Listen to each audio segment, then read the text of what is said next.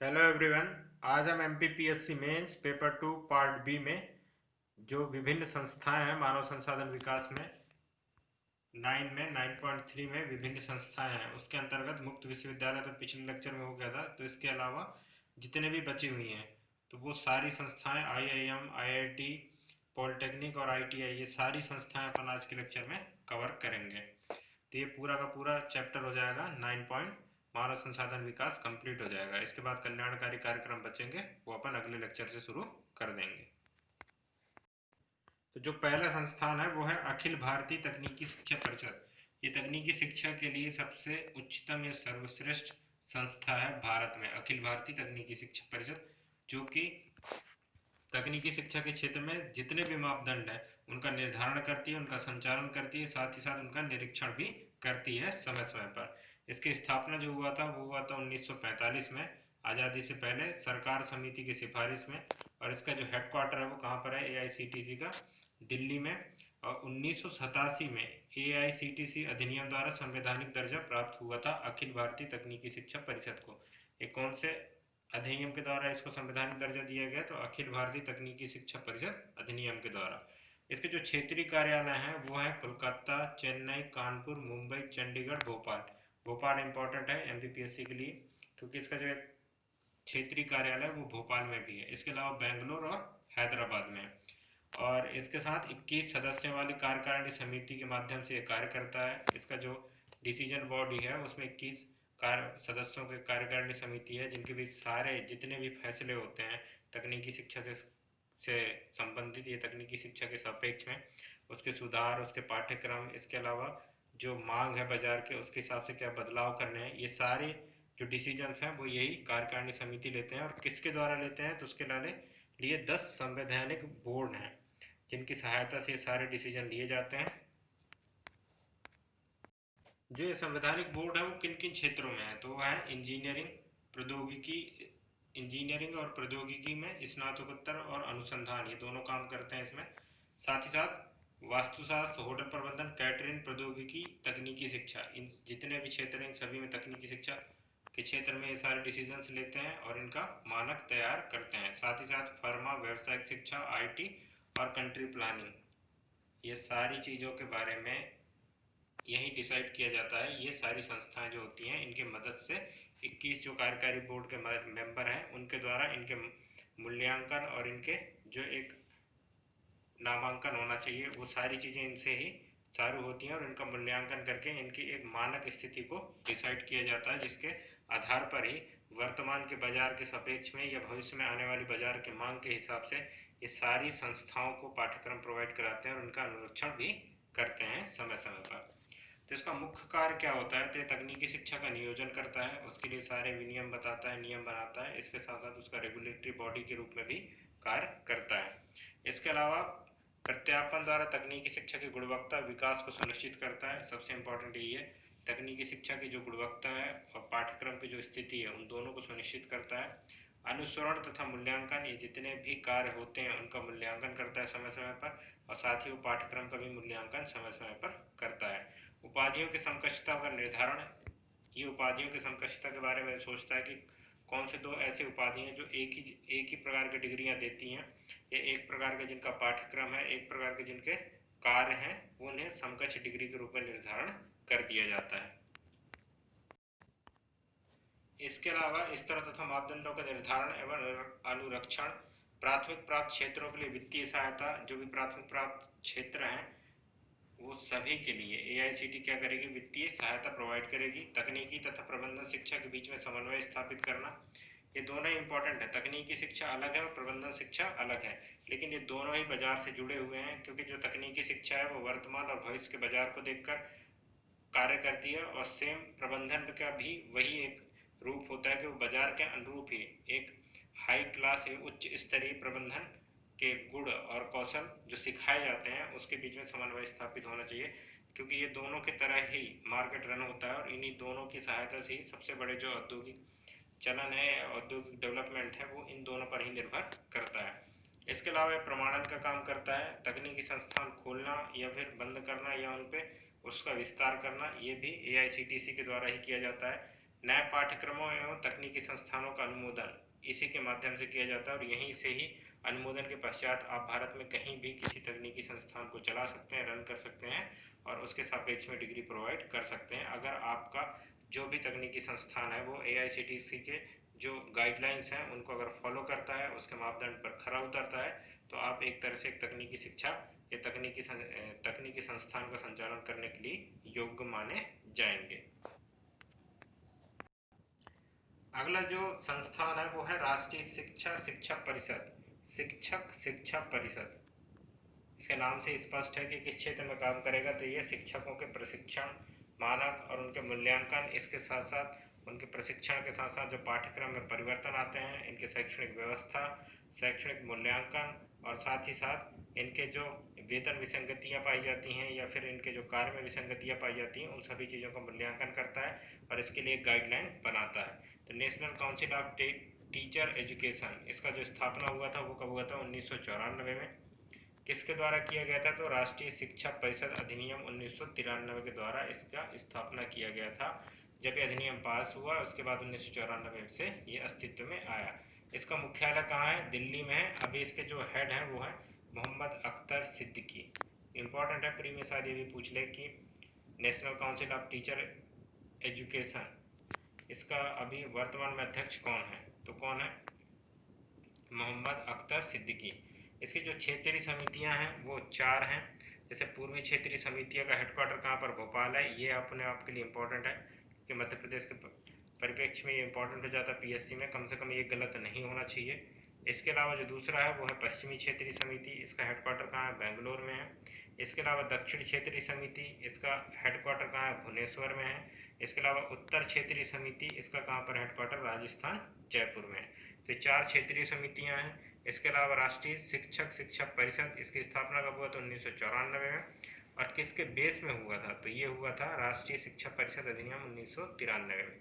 जो मुख्य रूप से अपन संस्थाएं पढ़ते हैं उसमें ये इम्पोर्टेंट नहीं है, जो इम्पोर्टेंट है वो है इनकी भूमिका और इनका कार्य, जो कि इसी के परिप्रेक्ष्य में हम अपने जो मानव संसाधन विकास है उसके परिप्रेक्ष्य में पढ़ाई कर रहे हैं। तो ये इम्पोर्टेंट है हमारे लिए कि इसकी भूमिका मानव संसाधन विकास में क्या है, साथ ही साथ इसका क्या उत्तरदायित्व है और इसके अलावा इसकी कार्य प्रणाली क्या है। तो जो राष्ट्रीय शिक्षक शिक्षा परिषद है उसके उत्तरदायित्व क्या है? तो वो है भारतीय शिक्षा प्रणाली के मानक, प्रक्रियाएं एवं घटनाओं की स्थापना एवं निरीक्षण करना होता है।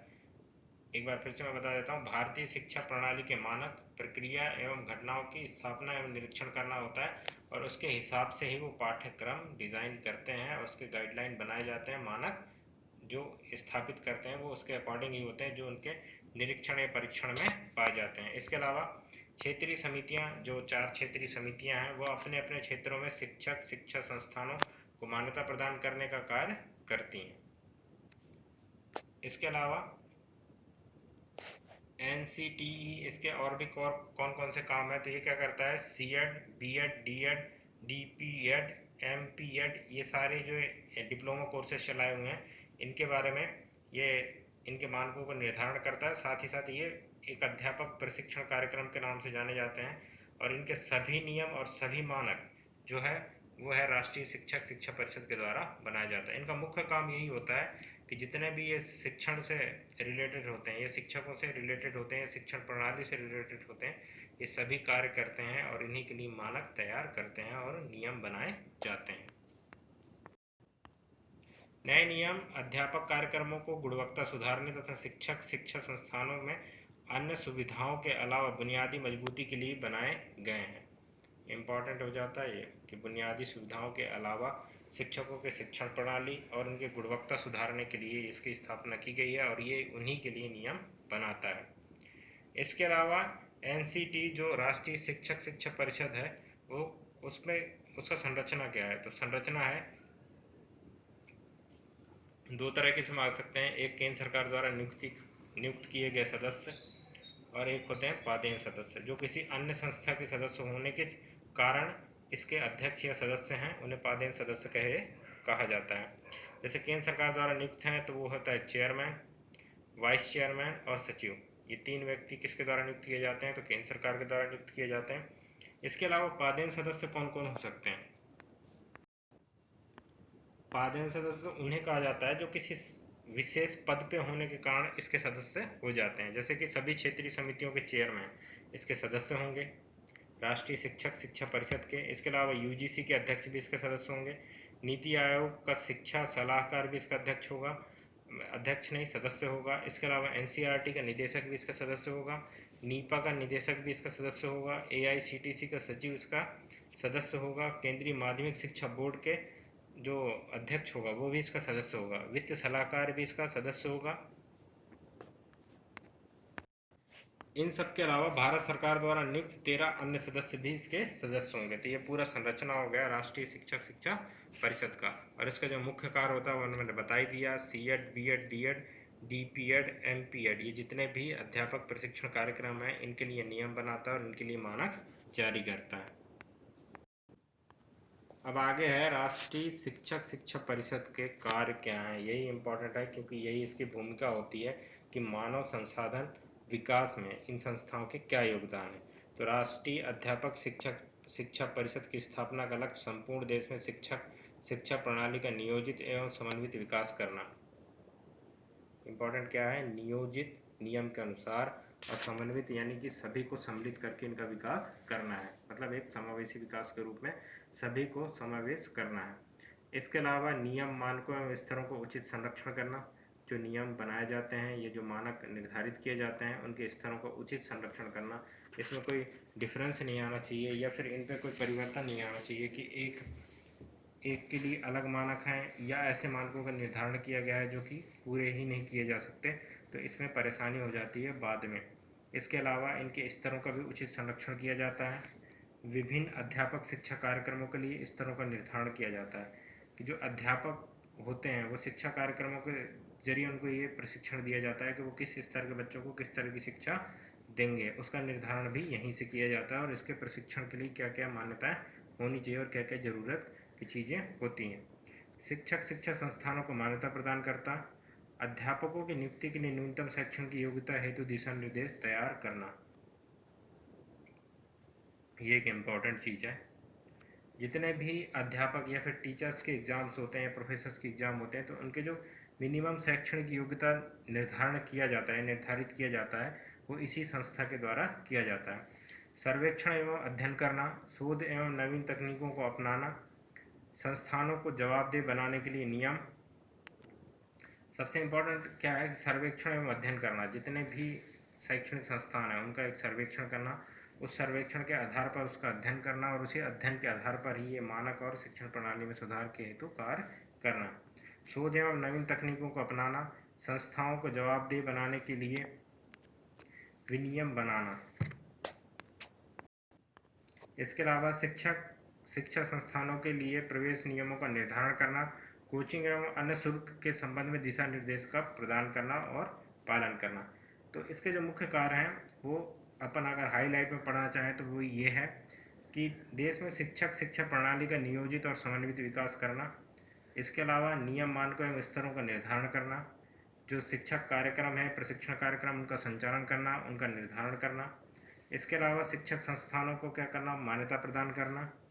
अध्यापकों की नियुक्ति के लिए शैक्षणिक योग्यता का निर्धारण करना, सर्वेक्षण करना और अध्ययन करना और उसी के हिसाब से रिपोर्ट तैयार करना और मानक निर्धारण करना। शोध एवं तकनीकी संस्थानों को अपनाना और उनके प्रति जवाबदेह बनाना। संस्थाओं को जवाबदेह बनाना किसके प्रति, शैक्षणिक कार्यों के प्रति। और जो भी संस्थान है कोचिंग संस्थान है उसके लिए दिशा निर्देश बनाना, उनके शुल्कों का निर्धारण करना। ये हो गया राष्ट्रीय शैक्षिक शिक्षक शिक्षा परिषद के कार्य। अब है राष्ट्रीय व्यावसायिक प्रशिक्षण परिषद NCVT। ठीक है, तो व्यावसायिक प्रशिक्षण ऐसे प्रशिक्षणों से कहा जाता है जिनमें व्यवसाय से जुड़े हुए कुशल या अकुशल जो श्रमिक होते हैं या कौशल जो होता है उनके प्रति प्रशिक्षण दिया जाता है, जिसमें से कुशल श्रमिकों को ये प्रशिक्षण दिया जाता है। तो उन्हीं प्रशिक्षणों से तात्पर्य राष्ट्रीय व्यावसायिक प्रशिक्षण परिषद कार्य करता है। इसका जो स्थापना हुआ था वो हुआ था 1956 में। सलाहकारी निकाय के रूप में है, ये अभी भी है। और इसके अलावा इसका हेडक्वार्टर दिल्ली में है। इम्पोर्टेंट है, ये स्वायत्त संस्था नहीं है, सलाहकारी निकाय है। श्रम और रोजगार मंत्रालय के अंतर्गत आता है राष्ट्रीय व्यावसायिक प्रशिक्षण परिषद। प्री में पूछा जा सकता है कि किस मंत्रालय के अंतर्गत आता है, तो ये आता है श्रम और रोजगार मंत्रालय के नियंत्रण में आता है। अब अपन बात करते हैं संस्था की जिम्मेदारियां क्या क्या हैं। तो जितने भी संस्थाएं हैं या मानव संसाधन संस्थाएं हैं, वो जिस फील्ड में कार्य करती हैं उनके मानकों का निर्धारण, उनका संचालन या और पाठ्यक्रम का निर्धारण किया जाता है। तो सेम व्यवसायिक प्रशिक्षण परिषद क्या करता है, शिल्पकार प्रशिक्षण के मानक और पाठ्यक्रम निर्धारण करता है। शिल्पकार प्रशिक्षण के मानक और पाठ्यक्रम निर्धारण करना, व्यवसायिक प्रशिक्षण के संबंध में सभी नीतियों और कार्यक्रमों के संबंध में सलाह देना, अखिल भारतीय व्यवसाय परीक्षा का आयोजन और राष्ट्रीय व्यवसाय प्रमाण पत्रों का वितरण आदि का कार्य संपन्न करना, ये इसकी संस्था की जिम्मेदारी है, जवाबदेही है। ठीक है। अब संस्था के उद्देश्य क्या है, सरकार ने इस संस्था का गठन क्यों किया या बनाया क्यों गया। तो इसका सबसे इम्पोर्टेंट है व्यवसायिक पाठ्यक्रम का डिज़ाइन। ठीक है, जो भी व्यवसायिक पाठ्यक्रम चलाए जा रहे हैं भारत के अंदर, उनके पाठ्यक्रम को डिज़ाइन करना, विकास करना, साथ ही दक्षता मानों का निर्धारण करना, मतलब दक्ष मानों का निर्धारण करना, कोर्स की संरचना और क्रेडिट संरचना का निर्धारण करना, ये इसका प्राइमरी उद्देश्य हो गया, एम हो गया किसका, व्यवसायिक शिक्षा या व्यवसायिक प्रशिक्षण परिषद का।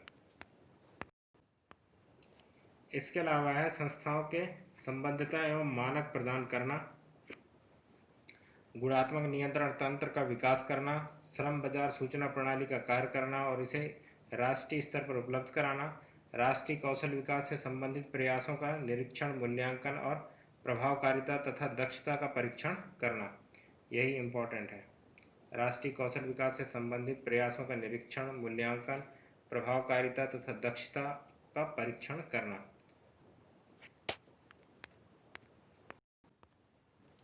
अब संस्था के कार्य क्या है, कार्य और भूमिका दोनों ही इंपॉर्टेंट हो जाते हैं और कार्य को ही भूमिका माना जाता है।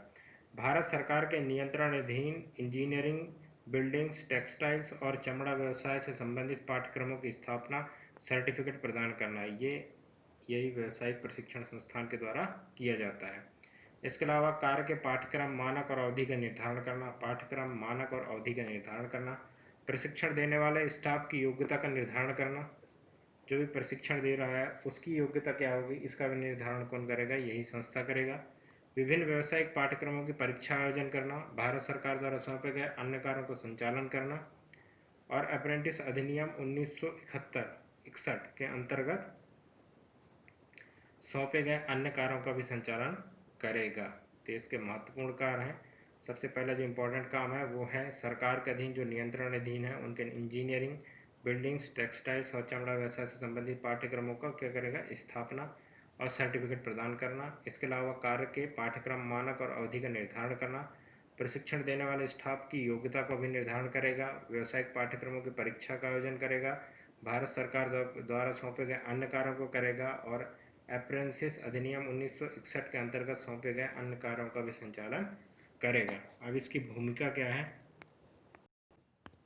मानव संसाधन में इसकी भूमिका क्या है, तो राष्ट्रीय व्यावसायिक प्रशिक्षण परिषद जो है NCVT, उसकी भूमिका को अगर अपन देखें तो वो होता है व्यावसायिक शिक्षा और प्रशिक्षण में महत्वपूर्ण भूमिका का निर्वहन किया है। उद्योग की मांग के अनुरूप कुशल श्रमिकों की उपलब्धता में इसका महत्वपूर्ण योगदान है।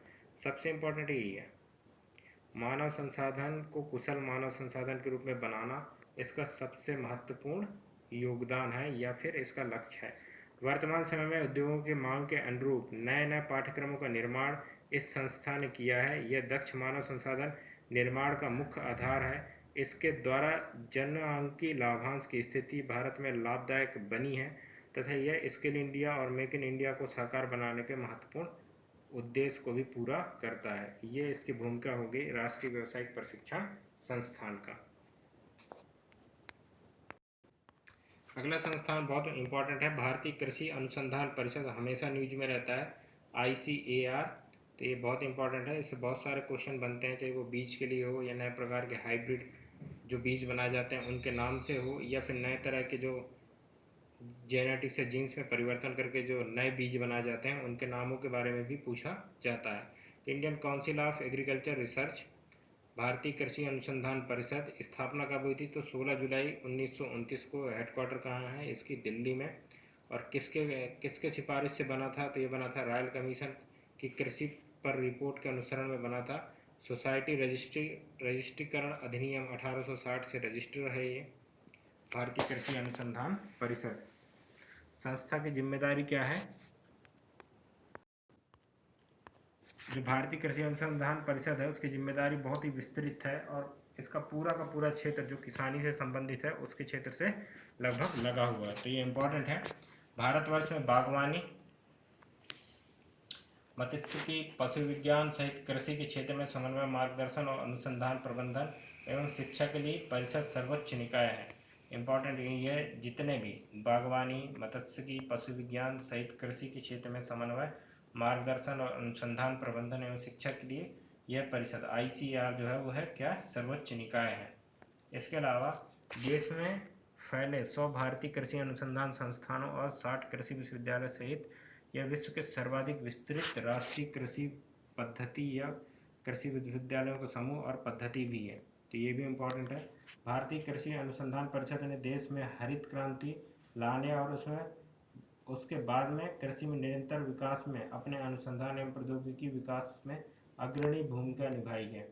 ये पंचायतों और कृषि से रिलेटेड सभी कार्यों में अपना एक अलग भूमिका निभाता है और साथ ही साथ इसके अनुसंधान भी कृषि को बहुत महत्वपूर्ण होते हैं और महत्व के भी होते हैं, तो ये बहुत इंपॉर्टेंट संस्थान है। इससे क्वेश्चन प्री में और मेंस में दोनों में बनते हैं।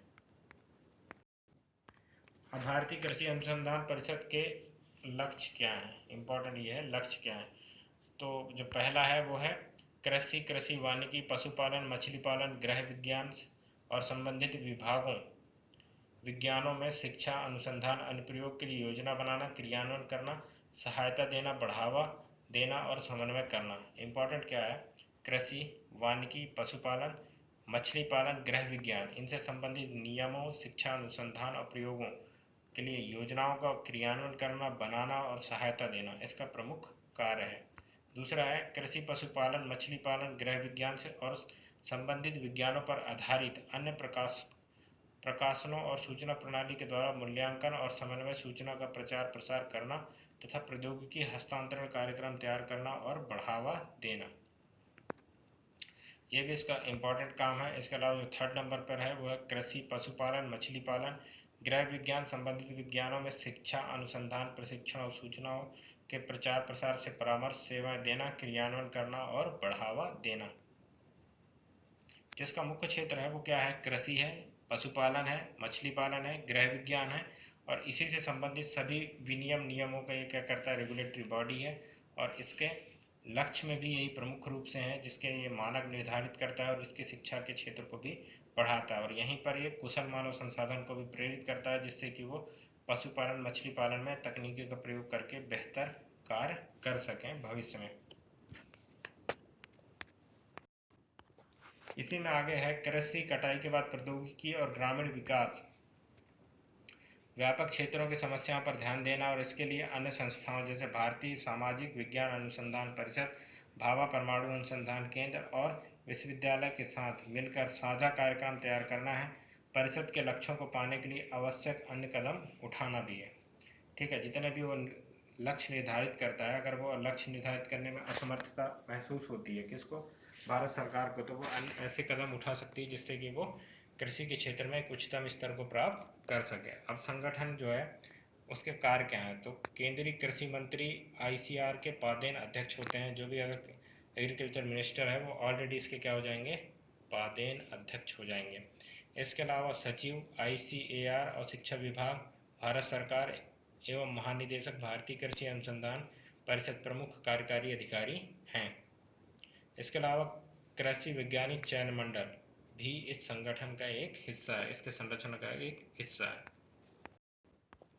इसके अलावा उप महानिदेशक, अतिरिक्त सचिव डेयरी और ICAR के सचिव, अतिरिक्त सचिव और वित्त सलाहकार, सहायक महानिदेशक 24 इसके होंगे, ये इंपॉर्टेंट है। सहायक महानिदेशक, उप महानिदेशक 8, सहायक महानिदेशक 24, कृषि ज्ञान एवं प्रबंधन निदेशालय, राष्ट्रीय निदेशक, राष्ट्रीय कृषि नमोमेसी परियोजना, ये इंपॉर्टेंट है, राष्ट्रीय कृषि नमोमेसी परियोजना, इसके तहत ये कार्य करता है। तो सबसे इम्पोर्टेंट संस्थान यही है, भारतीय कृषि अनुसंधान परिषद। हर बार इससे एक क्वेश्चन आता है, चाहे प्री में हो या मेंस में हो। अगला जो संस्थान है वो है भारतीय प्रौद्योगिकी संस्थान। ये भारत का सबसे बड़ा इंजीनियरिंग के क्षेत्र में संस्थान माने जाते हैं। आईआईटी इंजीनियरिंग शिक्षा और अनुसंधान के शीर्ष संस्था है। सबसे इम्पोर्टेंट तो ये है और सबसे मुख्य बात यही है। इसके अलावा वर्तमान में कितने आईआईटी हैं, तो 23 हैं। आईआईटी इंदौर 2009 में स्थापित हुआ था, और इस तरह मध्य प्रदेश में भी एक आईआईटी, एक एनआईटी और एक आईआईएम, मतलब जो राष्ट्रीय स्तर के संस्थान हैं वो सभी संस्थान मध्य प्रदेश में स्थित हैं। अभिशासित मतलब इसको शासित कौन से अधिनियम के द्वारा किया जाता है, तो भारतीय प्रौद्योगिकी संस्थान अधिनियम 1961। भारतीय प्रौद्योगिकी संस्थान 1961 के तहत इसको क्या किया गया था, अस्तित्व में लाया गया था। राष्ट्रीय मामले के महत्व के संस्था के रूप में इसको घोषित किया गया है। अब इसका मुख्य एम क्या है, उद्देश्य क्या है, तो इंजीनियरिंग और प्रौद्योगिकी में विश्व स्तरीय शिक्षा प्रदान करना, संगत क्षेत्रों में अनुसंधान करना, अध्ययन आधुनिकीकरण करना और ज्ञान का प्रसार करना। सबसे इम्पोर्टेंट यही है कि अगर इंजीनियरिंग क्षेत्र में से जुड़ा हुआ तो इंजीनियरिंग क्षेत्र में अनुसंधान करेगा, ज्ञान का प्रसार करेगा और बेहतर शिक्षण प्रणाली को बना के रखेगा। आगे इसके उद्देश्य में ही ये संस्थान भी आधारभूत विज्ञान और कला में शिक्षा और अनुसंधान के लिए महत्वपूर्ण योगदान दे रहा है। सबसे विश्व स्तरीय और राष्ट्रीय स्तर की सबसे बड़ी संस्था मानी जाती है भारतीय प्रौद्योगिकी संस्थान को। आईआईटी की विभिन्न शाखाओं में स्नातक कार्यक्रम विभिन्न इंजीनियरिंग और विज्ञान विषयों अंतर विषयों क्षेत्रों में विशेषता के साथ स्नातकोत्तर और पीएचडी पाठ्यक्रम प्रदान करता है। तो आईआईटी के में कौन कौन से पाठ्यक्रम हो गए, इसके बारे में अपन को यहाँ पे पता चलता है। वर्तमान में BTech, BArch, MSc, M design, M phil, M tech, MBA, PhD, ये डिग्री कौन करवा रहा है, आईआईटी दे रही है ये सभी प्रकार की डिग्री। ये संस्थान उद्योगों में उभरते हुए रुझानों के अनुसार पाठ्यक्रम का निरंतर मूल्यांकन और संशोधन करते रहते हैं। साथ ही साथ ये संशोधन के साथ उसको इम्प्लीमेंट करते हैं और उसी हिसाब से शिक्षा पद्धति को भी बदलते हैं, और ये इंजीनियरिंग के क्षेत्र में नए नए अनुसंधान को भी करते हैं। ये संस्थान गुणवत्ता सुधार कार्यक्रम द्वारा अन्य इंजीनियरिंग कॉलेजों के संकाय के ज्ञान को अध्ययन करने में सहयोग करते हैं। ये संस्थान क्या करते हैं, गुणवत्ता सुधार कार्यक्रम, मतलब हर संस्थान का एक टूर होता है गुणवत्ता सुधार कार्यक्रम में, तो ये अन्य इंजीनियरिंग कॉलेजों के गुणवत्ता सुधार और अन्य इंजीनियरिंग कॉलेजों के संकाय में ज्ञान के अध्ययन करने में सहयोग करते हैं। आईआईटी इंदौर के बारे में, तो इसकी स्थापना 2009 में मध्य प्रदेश में। इसमें विभाग कौन है, मुख्य विभाग हैं, तो इसके विभागों के बारे में, इसके मुख्य रूप से 3 विभाग हैं, ठीक है। मूल विज्ञान विभाग, इंजीनियरिंग विभाग, मानविकी और सामाजिक विज्ञान विभाग। तो जो मूल विभाग है वो भौतिक, रसायन, गणित, और जो इंजीनियरिंग है वो है विद्युत, यांत्रिक, सिविल, धातुकर्म और इसके अलावा अन्य भी जो इंजीनियरिंग से रिलेटेड है। मानविकी और सामाजिक विज्ञान में अंग्रेजी भाषा, अर्थशास्त्र, दर्शन शास्त्र, मनोविज्ञान, समाजशास्त्र, ये सारी शिक्षाएं भी दी जाती हैं। इसके अलावा अनुसंधान और अंतर विषय जो ज्ञान होते हैं वो भी आईआईटी इंदौर में दिया जाता है, जैसे कि जीव विज्ञान, बायोमेडिकल, खगोलीय और पदार्थ विभिन्नता। इसके अलावा आता है भारतीय प्रबंधन संस्थान। तो प्रबंधन के क्षेत्र में ये, जैसे इंजीनियरिंग के क्षेत्र में भारतीय प्रौद्योगिकी संस्थान है, वैसे प्रबंधन के क्षेत्र में भारतीय प्रबंधन संस्थान को माना जाता है। ये विश्व स्तरीय क्या है, इंस्टीट्यूट है। आईआईएम भारत के सर्वोत्तम प्रबंधन संस्थान है। प्रबंधन शिक्षा और अनुसंधान का सार्वजनिक और स्वायत्त संस्था है। सबसे इम्पोर्टेंट यही है, सार्वजनिक और स्वायत्त संस्था है। यह संस्थान पोस्ट ग्रेजुएट, डॉक्टरेट और एग्जीक्यूटिव शिक्षा मुख्यतः प्रदान करते हैं। कुल मिलाकर डिप्लोमा कोर्सेज के अलावा डिग्री और डिप्लोमा दोनों प्रकार के कोर्सेज देते हैं। कौन देता है, भारतीय प्रबंधन संस्थान। इम्पोर्टेंट है।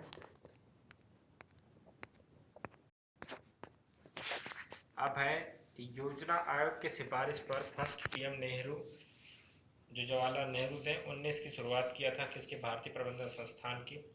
आईआईएम इंडियन सोसाइटीज रजिस्ट्रेशन अधिनियम के तहत पंजीकृत है 1960 के द्वारा।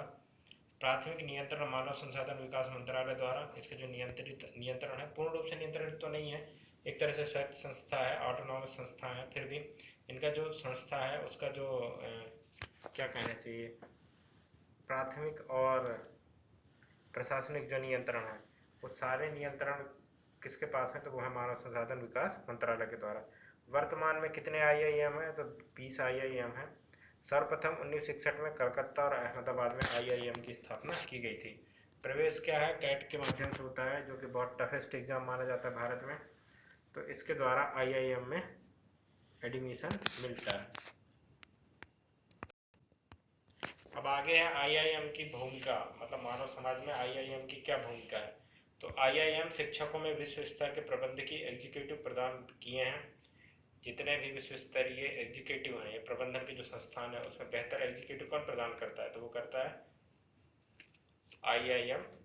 ठीक है, इसके अलावा और लगातार उच्च प्रबंधन कौशल के छात्रों को मापदंडों को प्रशिक्षण देता है। भारत में प्रबंधन कौशल में सर्वोच्च संस्था के रूप में कार्यरत है। एक बार फिर से बता देता हूँ, IIM शिक्षा क्षेत्र में विश्व स्तर के प्रबंधकीय एग्जीक्यूटिव प्रदान किए हैं और लगातार उच्च प्रबंधन कौशल के छात्रों को प्रबंधकीय मापदंडों को प्रशिक्षण देता है। भारत में प्रबंधन कौशल में सर्वोच्च संस्थान के रूप में कार्य करता है।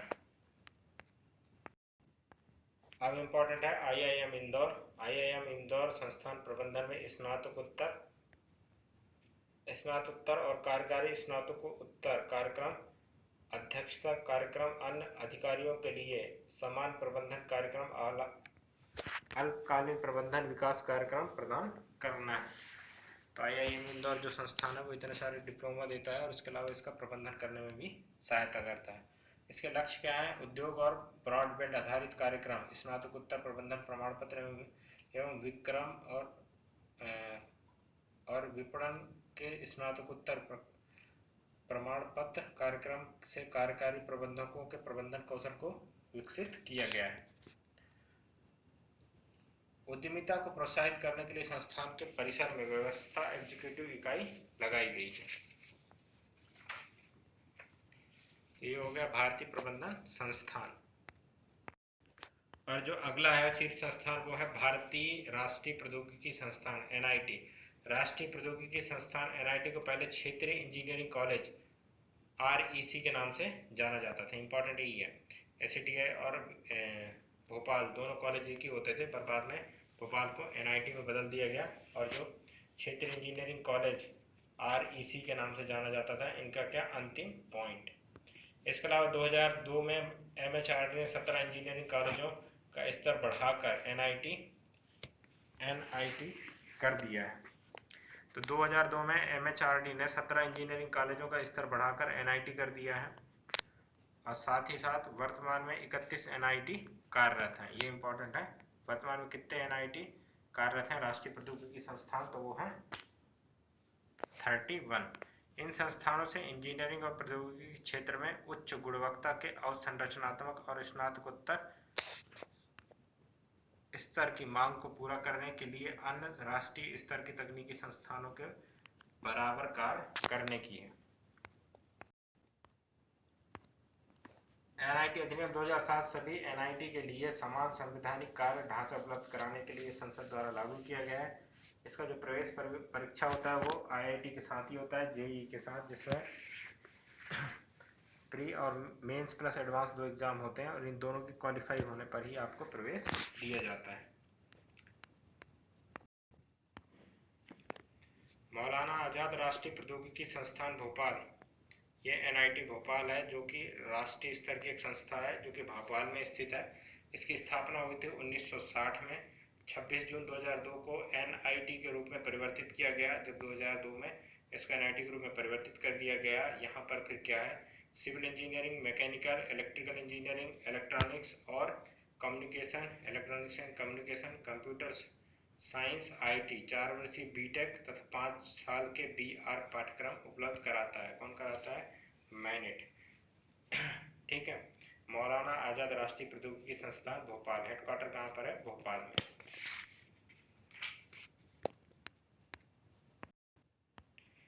ये जितने भी संस्थाएं अपन पढ़ रहे हैं, ये सारी संस्थाओं का मानव संसाधन विकास में कहीं ना कहीं भूमिका है और इसी के तहत ही जो भी मानव संसाधन विकास अभी तक हुआ है भारत में वो संभव हो पाया है, लेकिन अभी भी काफ़ी पिछड़े हुए हैं। तो अपन आगे बात करते हैं राष्ट्रीय विधि विश्वविद्यालय।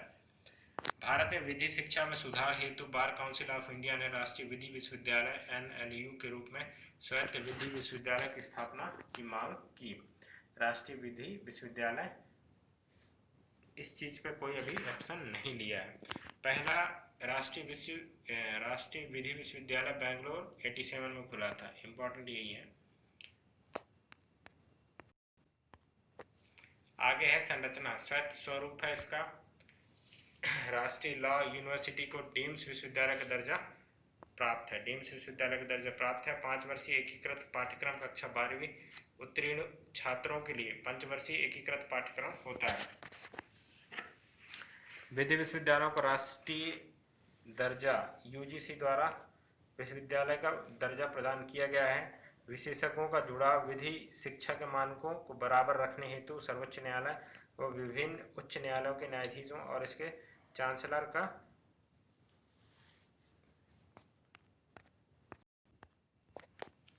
इसके अलावा संयुक्त विधि प्रवेश परीक्षा के माध्यम से इन संस्थाओं पर आप प्रवेश ले सकते हैं और साथ ही साथ यहाँ पर आप अपने हिसाब से प्रशिक्षण प्राप्त कर सकते हैं और खाने का भी। अगला क्वेश्चन अगला है national law institute university Bhopal. ये भी बहुत इंपॉर्टेंट है, जो कि भारत भोपाल में एक संस्था के रूप में है। राष्ट्रीय न्याय अकादमी न्यायिक अधिकारियों के सेवा के दौरान प्रशिक्षण के लिए भारत सरकार एनएलयू की स्थापना की।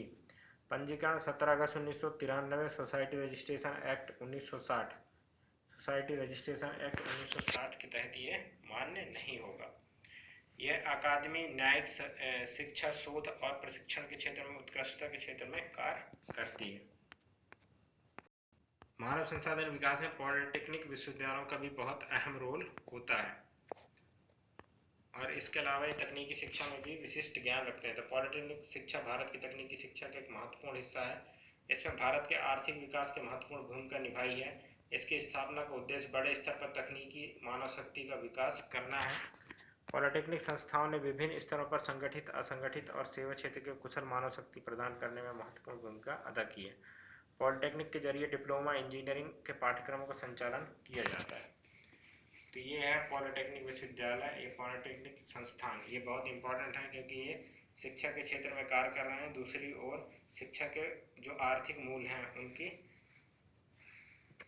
उनको निभाया है। इसके अलावा पॉलिटेक्निक संस्थानों के विभिन्न स्तरों पर संगठित, असंगठित सेवा क्षेत्र के कुल मानव शक्ति प्रदर्शन करने में महत्वपूर्ण भूमिका अदा की है। कुछ समय में उद्योगों की मांग अनुरूप नए कौशल युक्त श्रमिकों को प्रशिक्षित किया जाएगा। पॉलिटेक्निक के जरिए सिविल, मैकेनिकल, इलेक्ट्रिकल, कंप्यूटर एवं अंतरिक तकनीकी पाठ्यक्रम संचालित किए जाते हैं। महत्वपूर्ण भूमिका, भारत में कुशल मानव संसाधन के लक्ष्य को बढ़ाने सरकार के 2020 तक के लक्ष्य प्राप्ति पर सहयोग है। अब इसकी भूमिका है तो भारत में कुशल मानव संसाधन के लक्ष्य को बढ़ाने तथा सरकार के 2020 तक लक्ष्य प्राप्ति के सहयोग के लिए बनाया था। अब अपन बात करते हैं आईटीआई सबसे छोटी प्रशिक्षण संस्थान माना जा सकता है। औद्योगिक प्रशिक्षण संस्थान आईआईटी तकनीकी आईटीआई तकनीकी क्षेत्र में प्रशिक्षण उपलब्ध नहीं है। इस मुख्य प्रशासनिक नियंत्रक निर्देशक रोजगार और प्रशिक्षण कार्यक्रम रोजगार मंत्रालय द्वारा भारत सरकार में निर्माणाधीन है। स्थापना संचालन राज्य वानिकी संस्थानों द्वारा किया जाता है। प्रवेश योग्यता 10वीं उत्तीर्ण होनी चाहिए। तकनीकी मानव शक्ति उपलब्ध कराना, उद्योगों के अनुरूप प्रशिक्षण पाठ्यक्रम 1 वर्ष से 3 वर्ष के होते हुए, ठीक है, ये क्या है, पॉलिटेक्निक के अलावा जो प्रशिक्षण संस्थान है उनके लिए हैं। पाठ्यक्रम पूर्ण होने पर एनसीवीटी द्वारा संचालित अखिल भारतीय व्यावसायिक परीक्षा उत्तीर्ण करने पर राष्ट्रीय व्यापार प्रमाणन का किया जाएगा। तो ये हो गए सारे संस्थाएं जो कि संस्थाएं नॉर्मल थी और सभी मानव संसाधन को किस तरह से प्रमोट करती हैं, ये मानव संसाधन के लिए किस तरह कार्य करती हैं। इसके अलावा मानव संसाधन की क्या भूमिका रहेगी अगर मशीनी युग आ जाता है, साथ ही साथ इसके कार्य और ड्रॉबैक क्या है और डायरेक्ट ये किस तरह से किसी संस्था को ये किसी संस्था की जगह किसी पुलिस स्टेशन को बुलाता है और खुद ब खुद सरेंडर कर देता है। तो इस तरह से इसमें तो सभी प्रशिक्षण संस्थान अपने आप में बहुत ही इंपॉर्टेंट है और ये क्वेश्चन में पूछे जाएंगे, जैसे कि अखिल भारतीय तकनीकी शिक्षा परिषद। इससे पहले भी इसके बारे में विशिष्ट रूप से मैंने एक लेक्चर बनाया है, तो वहाँ पर भी आप देख सकते हैं। और इसके अलावा जो अन्य है उसमें राष्ट्रीय शिक्षा परिषद से भी पूछा जा सकता है। ये सारे इम्पोर्टेंट हैं। इसके अलावा भारतीय कृषि अनुसंधान परिषद, ये भी इम्पोर्टेंट है। भारतीय कृषि अनुसंधान परिषद के अलावा IIT, NIT और पॉलिटेक्निक, और इसके अलावा जो प्रशिक्षण संस्थान है वो ITI, ये सभी प्रशिक्षण परीक्षाओं के लिए अवलोकन और साथ ही साथ इनके पाठ्यक्रम को भी सही संचालित किया जा सकता है। ये सभी क्वेश्चन पूछे जाएंगे और इनका मानव संसाधन में क्या भूमिका है, या मानव संसाधन किस प्रकार से इन संगठनों के द्वारा कुशल श्रमिक के रूप में अपने आप को प्रतिस्थापित कर सकते हैं बाजार में। और बाजार के हिसाब से यह उच्च प्रबंधकीय संस्थान या प्रबंधन के क्षेत्र में व्यक्ति और उच्च तकनीकी ज्ञान के साथ इंजीनियरिंग के व्यक्ति को ही अपने मानव संसाधन को कुशल मानव संसाधन परिवर्तित करने पर एक विशिष्ट योगदान माना जाता है। तो आज के लिए इतना ही। तो थैंक यू वेरी मच। आप सब्सक्राइब कर सकते हैं मेरे चैनल को MPPSC KRM। इसके अलावा अगर आप इंग्लिश मीडियम के और भगवती IAS एंड PCS को भी सब्सक्राइब कर सकते हैं। यहाँ पर विशिष्ट रूप से अच्छे कंटेंट मिल सकते हैं जो इंग्लिश मीडियम्स के लिए PCS में या MPPSC में बहुत यूजफुल होंगे। तो थैंक यू वेरी मच। अगर वीडियो पसंद आए तो इसको शेयर ज़रूर करें और नोट्स के लिए टेलीग्राम ज्वाइन ज़रूर करें। Thank you very much.